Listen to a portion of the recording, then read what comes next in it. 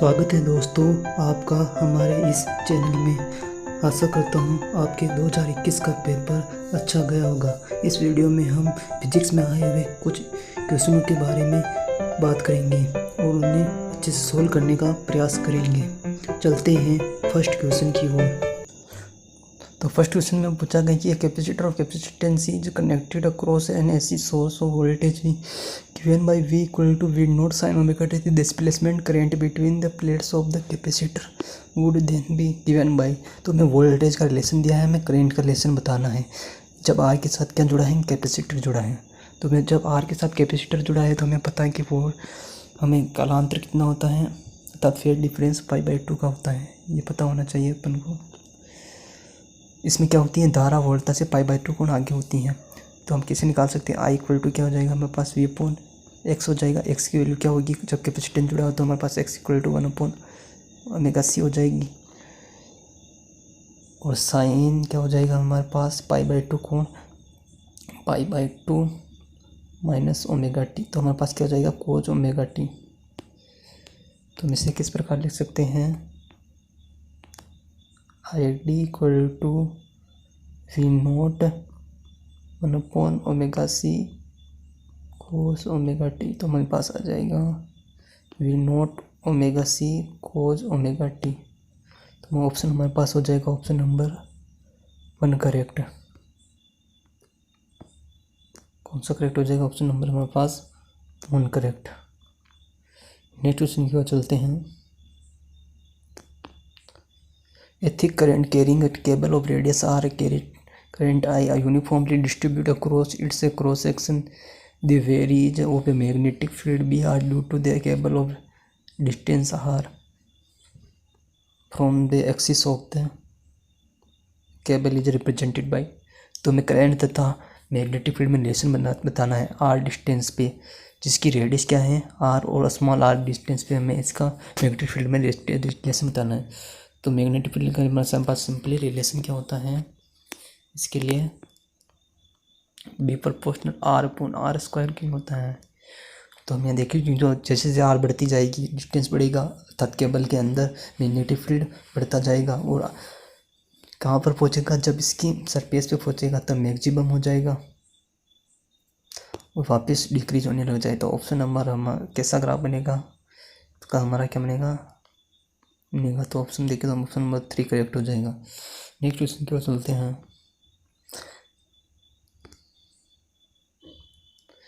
An inductor of inductance L and capacitor of capacitance C and resistor of resistance R are connected to series in a source of potential difference V volt of sound in the figure. Potential difference across L, C, R is of 14 volt, 10 volt and 14 volt respectively. The amplitude of current flowing through LCR circuit is 10√2 ampere. The impedance of the circuit. तो हमें प्रतिबाधा निकालनी है circuit की, जिसमें L के हमारे पास voltage कितना दिया है, 10 वोल्ट ड्रॉप हो गया, सी पे 10 वोल्ट, एल पे 14 वोल्ट हुआ था तथा आर पे वापस 14 वोल्टेज ड्रॉप हो गया। तो हमें इक्विवेलेंट वोल्टेज निकाल लेते हैं पहले। इक्विवेलेंट वोल्टेज कितने हो जाएगा ड्रॉप, इसको निकालेंगे V equal to V R पे ड्रॉप का स्क्वायर, VC माइनस VX जो बड़ा होगा उसे कैंसिल कर देते हैं, VL माइनस VC। तो हम यहाँ देखें तो हमारे पास C कितना दिया गया है 10 वोल्टेज, R 14 वोल्टेज, L कितना दिया गया है 14 वोल्टेज। तो हमें VL माइनस VC निकाल देते हैं, इसका स्क्वायर करेंगे तो हमारे पास कितना जाएगा, VL माइनस VC। VL तो हमारे पास में कितना है 14 एंड C कितना है 10, तो 30 का स्क्वायर होगा। तो हम आके सोल्व करते हैं इसे। तो V कितना आ जाएगा हमारे पास, V R 14 दिया है, 40 का स्क्वायर प्लस 30 का स्क्वायर आ गया। इसे सोल्व करें तो हमारे पास कितना है 1600 1900 कितना जगह 25,000। तो इसे सोल्व करें तो 15 आ जाएगा हमारे पास। अब हमें क्या निकालना है, प्रतिबाधा निकालनी है। तो हमें पता है कि I इक्वल टू क्या होता है, V इक्वल टू X। तो हमारे पास X क्या हो जाएगा 15 अपन I कितनी दी गई है 10/√2। तो कितना हो जाएगा 5/√2 2 हो जाएगा। तो ऑप्शन देखिए, तो ऑप्शन नंबर हमारा कौन सा करेक्ट होगा? ऑप्शन नंबर हमारा करेक्ट हो जाएगा, ऑप्शन नंबर 2 हमारा करेक्ट हो जाएगा। नेक्स्ट क्वेश्चन की ओर चलते हैं। The half life of radioactive nuclei is 100 hours. The fraction of original activity that remain after 115 hours would be. तो जिसकी हाफ लाइफ हमें एक रेडियो एक्टिव पदार्थ है जिसकी हाफ लाइफ कितनी है? 100 है, और पूछा गया कि 150 हाउस बाद कितनी बचेगी इसकी प्राइमरी के साथ, जिनका हमें फ्रैक्शन निकालना है। तो फ्रैक्शन हम कैसे निकालेंगे? इसका जनरेट होता है n equal to n naught 1/2 t equal to T आप दिए होते हैं। ये हमारे पास इन क्या बताता है? रिमेनिंग बताता है कितनी बच गई टी टाइम के बाद। ये क्या था? प्राइमरी में हमारे पास कितना रेडियोएक्टिव न्यूक्लियस था। तो हम इसे लिख देते हैं n equal to n naught 1/2 T कितना दिया गया? 150 कितना दिया गया? 100 से मल्टीप्लाई करेंगे तो कट जाएगा, कितना आ जाएगा? 3/2 आ जाएगा। तो हम इसे इस प्रकार लिख सकते हैं 1/2 3/2 आया, तो इस प्रकार भी लिख सकते हैं 1/2 ये किस प्रकार हमारे पास हो जाएगा? 1/√2 इंटू 1/2 क्या हो जाएगा? 1/2√2। तो हम ऑप्शन देखिए, ऑप्शन नंबर हमारे पास कौन सा करेक्ट हो जाएगा? ऑप्शन नंबर हमारे पास 2 करेक्ट हो जाएगा। नेक्स्ट क्वेश्चन की ओर चलते हैं।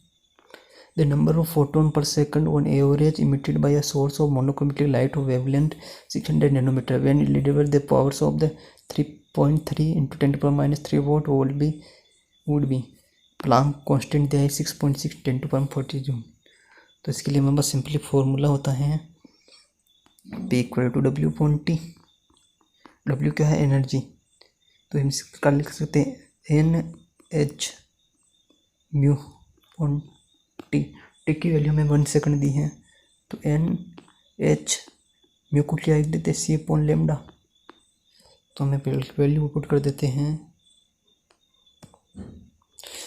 आप कमेंट सेक्शन में बताना इसका आंसर क्या होगा। आपको लेनी है पी की वैल्यू कितनी लेनी है? 3.3 नहीं लेनी, 3 ले लेना, सिर्फ 10 टू पावर माइनस 3। एच की value 6 into 10 to power minus 14 ले लेना, और सी की क्या होगी? 3 into 10 to power 8 constant velocity है, और लेमडा कितनी दी गई है? 600 नैनोमीटर, जिसे आप लिख सकते हैं 919 मीटर। ये वैल्यू पुट करके आपको रोल करना है, क्या निकालना? Numbers of photons. Next question की ओर चलते हैं। The equivalent capacity of the combination sound in the figure. तो फिगर में इक्विवेलेंट कैपेसिटी बतानी है। तो मोस्टली स्टूडेंट ने इसमें सर एक ही गलती की होगी कि तीनों को ऐड कर दिया होगा। नीट 2021 में पेपर हुआ था, उसमें एक ही गलती की होगी। जिनको पता होगा उन्होंने ये गलती नहीं की होगी, लेकिन जिनको नहीं पता था उन्होंने मोस्टली एरर की होगी। तो यहाँ क्या देखें तो हमारे पास ये क्या हो जाएगा? इक्विवेलेंट हो रहा है इन दोनों के रेस्पेक्ट में, तो ये इनको हमें रिमूव करना होगा। तो ये हमारे पास इनको रिमूव करने के पास हमारे पास ये क्या बचेगा? पैरेलल बचेगा। तो पैरेलल बचने के बाद हमारे पास इक्विवेलेंट क्या हो जाएगा? हमारे पास ये दोनों पैरेलल में क्या होता है? C1 + C2 होता है, तो 2C आ जाएगा। देखिए तो ऑप्शन नंबर क्या हो जाएगा? 2 करेक्ट हो जाएगा। नेक्स्ट क्वेश्चन की ओर चलते हैं। The force of acceleration and time t are the chosen fundamental physical quantities, find the dimension of energy. तो हमें ये गिवन जो दिए, तो हमें जो फोर्स एक्सेलरेशन टाइम दिया उसके रेस्पेक्ट में हमें क्या निकालनी है? डायमेंशन निकालनी है एनर्जी। तो हमें एनर्जी को किस प्रकार लिख सकते हैं? एनर्जी को लिख सकते हैं Fx कार्य ये होता है, x इक्वल टू क्या होता है? x इक्वल टू क्या होता है? Vt। वापिस से आगे मॉडिफाइड करना चाहें तो हम v को किस प्रकार लिख सकते हैं? x upon T. वापिस आगे सोल्व करें तो आगे और मल्टीप्लाई लिखना चाहें तो आगे किस प्रकार लिखेंगे हम? एक के रेस्पेक्ट में निकालना, तो ए इक्वल टू क्या होता है D V point D T, V equal to क्या हो जाएगा ए इंटू टी। तो एक्स बराबर क्या हो जाएगा मेरे पास A T into T equal to A T square. तो मैं इस प्रकार लिख सकते हैं इस क्वेश्चन को। मेरे पास एनर्जी आ जाएगी एफ ए टी स्क्वायर। तो हम एफ की जगह एफ लिख देते हैं, ए दिया है और टी की जगह क्या दें टी स्क्वायर। तो हमारे पास देखें तो ऑप्शन नंबर 2 करेक्ट हो जाएगा। नेक्स्ट क्वेश्चन को चलते हैं। A radioactive nucleus A Z X undergo spontaneous decay in the sequence. तो सीक्वेंस दिया गया है where Z is the atomic number of element X the possible decay particle in the sequence. तो हमें decay बतानी है पार्टिकल की, क्या कौन कौन से पार्टिकल रिलीज होंगे। तो हम यहाँ देखेंगे तो सबसे पहले हमारा क्या रिलीज हो रहा है इसमें एक्स जेड, ये इसमें क्या होता है एटॉमिक मास है, ये एटॉमिक नंबर है। तो एटॉमिक मास पे तो कोई चेंजेस नहीं आ रहा है इसमें। एटॉमिक नंबर पे दिया है -1 दिया, तो इसमें क्या होता है बीटा प्लस रिलीज हो रहा है सिंपली। पहले हम ऑप्शन को देख लेते हैं। तो यहाँ देखिए माइनस दिया है, ये हमारा इनकरेक्ट हो गया, ये भी इनकरेक्ट अल्फा बोल रही है। ऑप्शन नंबर 3 करेक्ट हो जाए, बीटा पार्टिकल 3 करेक्ट हो जाएगा। नेक्स्ट क्वेश्चन देखें तो two charge of spherical conductors of radii r1 and r2 connected by a wire, then the ratio of the surface and densities of a sphere sigma 1 sigma 2। तो इसमें क्या है कि हमारे पास दो स्फेरिकल हैं, उस पर चार्ज इस प्रकार डिस्ट्रीब्यूटेड है। इसको हम एक वायर से जोड़ देते हैं, वायर को जोड़ने पर वोल्टेज क्या हो जाएगा इक्विवेलेंट हो जाएगा। अगर जोड़ते नहीं तो हम सिग्मा 1 और सिग्मा 2 से निकाल देते हैं Q1, लेकिन क्या हो गया कनेक्ट हो गया। कनेक्ट होने पर किस प्रकार हो जाएगा वी इक्वल टू क्या हो जाएगा के क्यू पॉन R1 के क्यू 2 पॉन R2 हो गया। ये दोनों कैसे क्या हो जाएंगे कैंसिल हो जाएंगे। अब क्यू को हम किस प्रकार लिखते हैं, सिग्मा क्या होता है एकांक क्षेत्रफल में आवेश की मात्रा, तो Q pawn 4 pi R square. तो हम क्वेश्चन किस प्रकार लिख सकते हैं,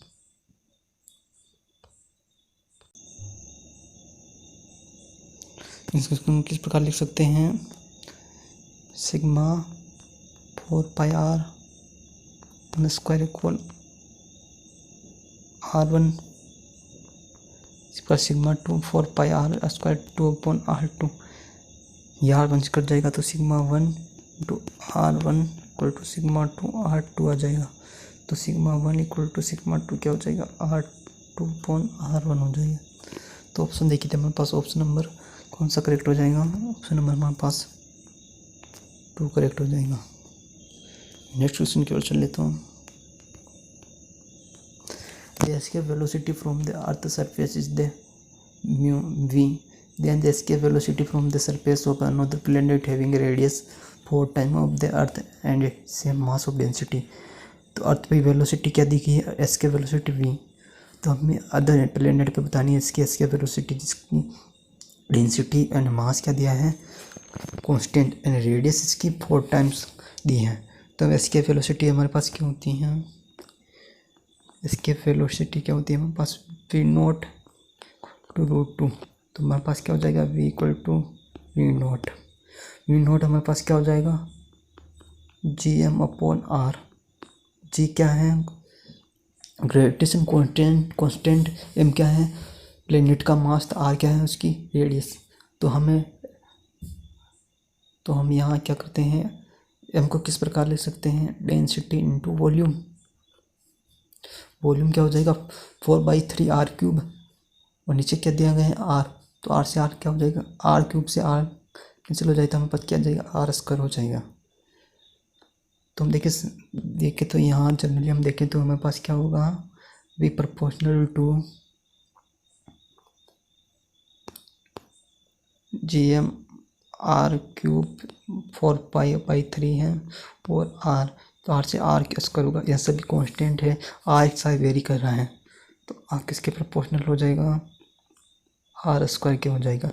तो हमें तो देखो अर्थ पे क्या जाएंगी v, दूसरे प्लेनेट पे v डैश, अर्थ पे कितनी थी इसकी r स्क्वायर, इसके टाइम 4 टाइम दी है तो क्या हो जाएगी 4 का स्क्वायर। तो इसे हम सोल्व करेंगे तो हमारे पास क्या आ जाएगा V equal to V dash equal to R square equal to 14r², तब V dash equal to 4 new. तो ऑप्शन नंबर 4 करेक्ट हो जाएगा। नेक्स्ट क्वेश्चन की ओर चलते हैं। The potentiometer of circuit cell of EM 1.5 volt given balance point at 36 centimeter length of wire. If another EMF 2.5 replace the first cell, then the what length of wire the balance point occurs.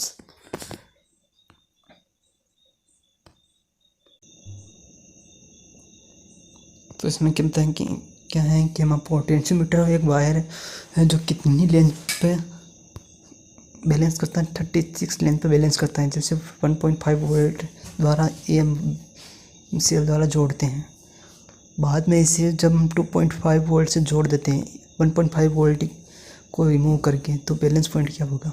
तो इसके लिए हमारे पास E क्या होता है, X/L होता है।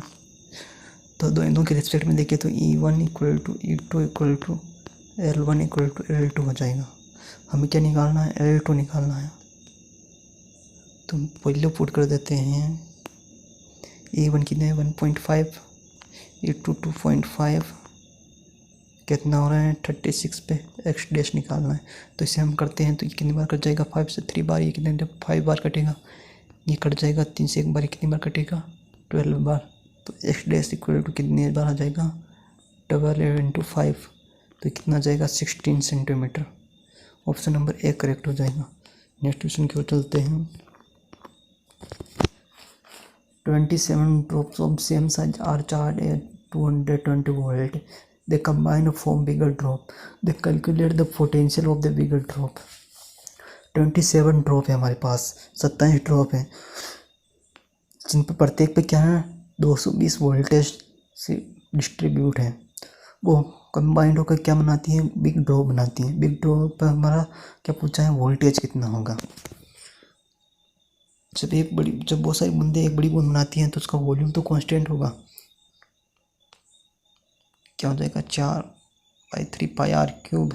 छोटी बूंद की प्रत्येक बूंद की त्रिज्या r³ है, इसका बड़ी बूंद का आयतन क्या हो जाएगा 5r³, बड़ी बूंद की रेडियस कैपिटल R। ये इससे कैंसिल हो जाएगा, ये इसका क्यूब करेंगे तो हमारे पास क्या हो जाएगा r equal to r3 3r आ जाएगा। एक क्वेश्चन ये हो गई। वो चलते हैं आगे की ओर। तो हम देखते हैं कि हमारा चार्ज होगा दोनों बूंद, जब छोटी सारी बूंदें बड़ी बूंद मिला रही हैं तो चार्ज तो हमारा बड़ी बूंद पे सेम ही जाएगा जो कि सभी सारी बूंदों के पास होगा। तो क्योंकि क्या हो जाएगा हमारे पास कांस्टेंट हो जाएगा, क्योंकि हमारे पास क्या होता है CV, और बड़ी बूंद पे क्या हो जाएगा C डैश V डैश। यह formula Q equal to CV होता है हमारे पास। कैपेसिटेंस रेजिस्टेंस देखिए तो C हमारे पास 27 बूंदों के निकालना है। C इक्वल टू क्या होता है 4 पाई F एप्सिलॉन। V कितना दिया गया है 220 वोल्टेज इक्वल टू, वापिस हम देखें तो 4 pi epsilon two capital R V dash निकालना है। तो मैं देते 4 पाई तो कैंसिल हो गया, इसे हम इस प्रकार लिख देते हैं 27 इक्वल टू R। क्या थी हमारे पे capital R V dash. Capital R हमारे पास क्या वैल्यू आई की थी, स्मॉल r 3r के गुना थे, अर्थात r हमारे पास कितनी आई थी 3r। तो ये वैल्यू हम यहाँ रखेंगे तो 3r हो जाएगी, ये r से r कैंसिल हो जाएगी, ये कितनी बार कैंसिल होगी 9 बार। तो हमारे पास V डैश की वैल्यू क्या जाएगी 9 × वोल्टेज। तो मल्टीप्लाई करेंगे तो 0 नोट 18 का हासिल को 1 नोट 1980 वोल्ट होगा हमारे पास। ऑप्शन नंबर कौन सा करेक्ट हो जाएगा, ऑप्शन हमारे पास 4 करेक्ट हो जाएगा। नेक्स्ट क्वेश्चन की ओर चलते हैं हम। 3 resistance having resistance R1 R2 and R3 are connected as shown in the given circuit. The ratio I3 I1 of current term of resistance used in the circuit is। तो circuit दिया गया है, इसमें हमें I3 और I1 का ratio निकालना है। तो हम देखेंगे जो हमारे पास वोल्टेज है पैरेलल में है, या यहाँ वोल्टेज क्या होगा कांस्टेंट होगा, यहाँ डिफरेंस होगा। पहले हम इसके लिए संधि नियम लिख देते थे, हमारे पास I1 यहाँ से जा रहा है और 2 भाग में डिवाइड हो रहा है। तो I क्या हो जाएगा I1 equal to I2 plus I3। ये हो गया। अब यहाँ देखिए वोल्टेज दोनों पे कांस्टेंट है, तो V इक्वल टू क्या होता है हमारे पास IR होता है। तो हम इसे लिख सकते हैं I2 R2 equal to I3 R3। तो हमारे पास किस प्रकार वैल्यू आ जाएगी, I2 I3 equal to R3 R2 हो गया। I1 ये हमारे पास क्या था, I2 I3 था प्लस। अब इसी किससे मल्टीप्लाई कर सकते हैं ताकि हम I2 I3 की वैल्यू रख सकते हैं। तो हम I3 का भाग दे देते हैं, तो I1 अपॉन I3, इसमें I3 का भाग देंगे तो I2 अपॉन I3, इसमें I3 भाग देंगे तो 1 आ जाएगा। तो हम इस प्रकार लिख दें इसे I1 by I3, I1 by I3, I2 by I3 की वैल्यू क्या आई थी हमारे पास, I2 I3 की वैल्यू क्या आई थी, I3 अपॉन R2 प्लस 1। तो हमारे पास की वैल्यू क्या आ जाएगी, R3 plus R2 upon R2। ये हमारे पास वैल्यू आ गई। अब हमें निकालनी किसकी वैल्यू, I3 अपॉन I1। यहाँ आप देखिए तो I3 अपॉन I1 की निकालनी, I1 और I3 की वैल्यू तो हमारे पास ये आ गई। इसकी उल्टी वैल्यू क्या आएगी, R2 plus R3 plus R2। तो ऑप्शन देखिए तो हमारे पास कौन सा करेक्ट हो रहा है, ये वाला R2 upon R2 plus R3। Next question की ओर चलते हैं। A parallel plate capacitance has a uniform electric field in the surface between the plate. If the distance between D and the area of each plate is the energy stored in the capacitance is। तो parallel plate capacitance में जो energy store होती है उसका formula बताना है हमें। तो वो क्या होता है हमारे पास, ये पैरेलल प्लेट होती है, हमारे पास जो एनर्जी डिस्टेंस डी है, इसमें एनर्जी कितनी वोल्ट होती है, 1/2 साइलम ई स्क्वायर होती हैं। ये एकांक आयतन की एनर्जी होती है, एकांक आयतन जी, अर्थात आयतन भी ऐड करना होगा। तो A1/2 epsilon E square into volume, volume हमारे पास क्या हो जाएगा, A इंटू डी, अर्थात इन दोनों के बीच जो वॉल्यूम होता है वो। तो हम देखें तो हम ऑप्शन नंबर हमारा क्या करेक्ट हो जाएगा, ऑप्शन नंबर 3 करेक्ट हो जाएगा। अगर हमें एकांक आयतन की एनर्जी पूछी होती तो हमें सिर्फ यही बताना होता। तो चलते हैं नेक्स्ट क्वेश्चन की ओर। तो आज के हमारे इतने ही क्वेश्चन थे, कुछ बचे हुए क्वेश्चन के बारे में नेक्स्ट वीडियो में बात करेंगे। Thank you.